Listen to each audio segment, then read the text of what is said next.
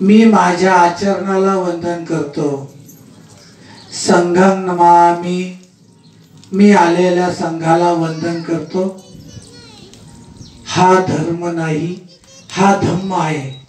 धर्म म्हणजे देवदेवतांची पूजा करणं आणि धम्म म्हणजे जीवन जगायची कला अवगत करणं।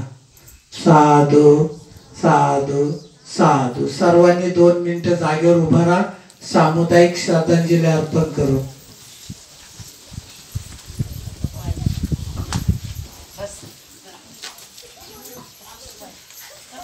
लेकर हात जोडून उभे राहा।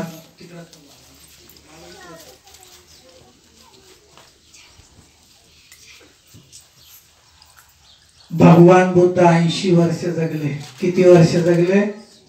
किती वर्ष जगले? 80 वर्ष जगले भगवान बुद्ध। 13 वर्ष संसार प्रपंच केला पत्नी बरोबर, यशोधरा आणि राहुल यांच्या बरोबर 13 वर्ष संसार केला। 29व्या वर्षी काषाय वस्त्र अंगावर घेऊन गृहत्याग केला। कितव्या वर्षी? बोलत राहा। कितव्या वर्षी? 29व्या वर्षी। 35व्या वर्षी बुद्ध गयाला गेले आणि ज्ञान प्राप्त केलं। कितव्या वर्षी? 35व्या वर्षी। आणि 45 वर्ष संपूर्ण मानव जातीला बुद्ध दिला आणि दुःखातून मुक्त करण्याचा एक मेसेज दिला। 45 वर्ष। शेवटचा श्वास म्हणजे मृत्यू हा कुशीनगरला आला। कुठं आला? कुशीनगरला। श्रावस्ती ते कुशीनगर 900 मैलांचा अंतर। भगवान बुद्धाने पायी प्रवास केला। रस्त्यात शुद्ध लोहाराच्या हाताने भोजन घेतलं। भोजन तेलकट असल्यामुळे अतिसार झाला आणि भगवान बुद्धाचं शेवटचं भोजन घेऊन कुशीनगर येथे शेवटचा श्वास सोडला। शेवटचा श्वास सोडित असताना भगवान बुद्धाच्या मुखातून 423वी शेवटची गाथा निघली। तीही अनिच्छावत संखारा उपादवयधमेनो उपजितवा निरोचन्ति केसं उपसमो सुखो। भगवान बुद्ध म्हणतात सर्व संस्कार अनित्य असतात। उत्पन्न होणे व नाश पावणे हा त्याचा स्वभाव आहे। ज्याला जन्म आहे त्याला मृत्यू निश्चित आहे। मृत्यूचं भय सर्वांनी काढून टाकायचं। जन्म मृत्यू मध्ये चांगलं वागायचं। शेवटचं सरंत आहे। सब पापस अकरणंग कुशलस्स उपसंपदा सचित पदियोदपनं एतं बुद्धानुशासनं। सर्वांनी म्हणा पाप न करणं। मोठ्याने म्हणा पाप न करणं, पुण्याचा साठा करणं, मनाला शुद्ध ठेवणं आणि व्यर्थ बडबड न करणं हाच भगवान बुद्धाचा जीवन मार्ग आहे।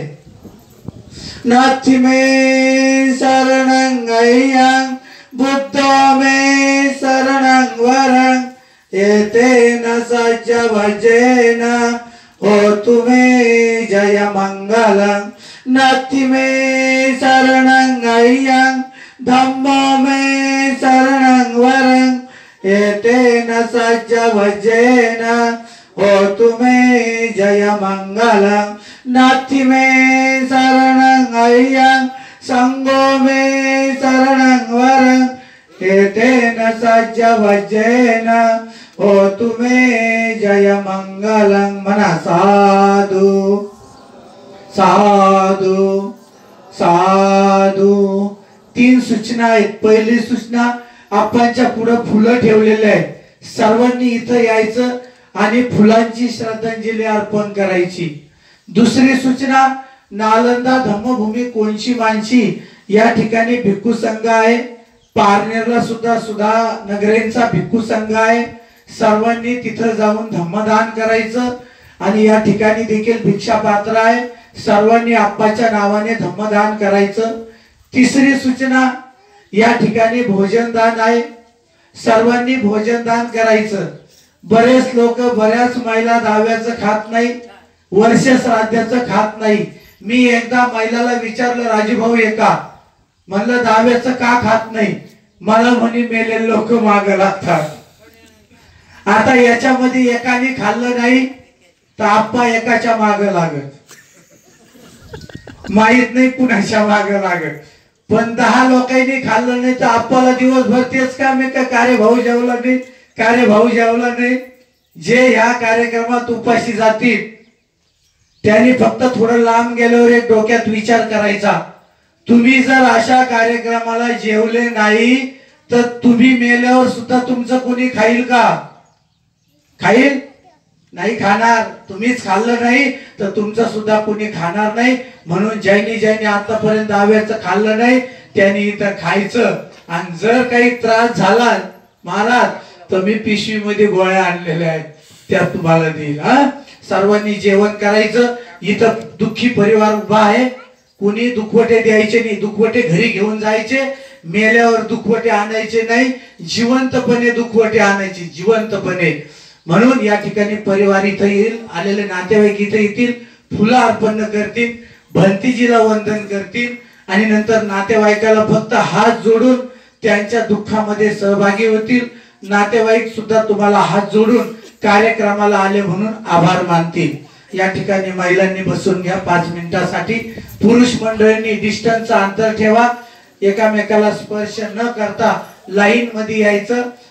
आप्पांना फुलं अर्पण करायचे, भंतीजीला दान द्यायचं तर दान द्यायचं आणि असंच इकडं नातेवाईकाला भेटून जायचं। नातेवाईक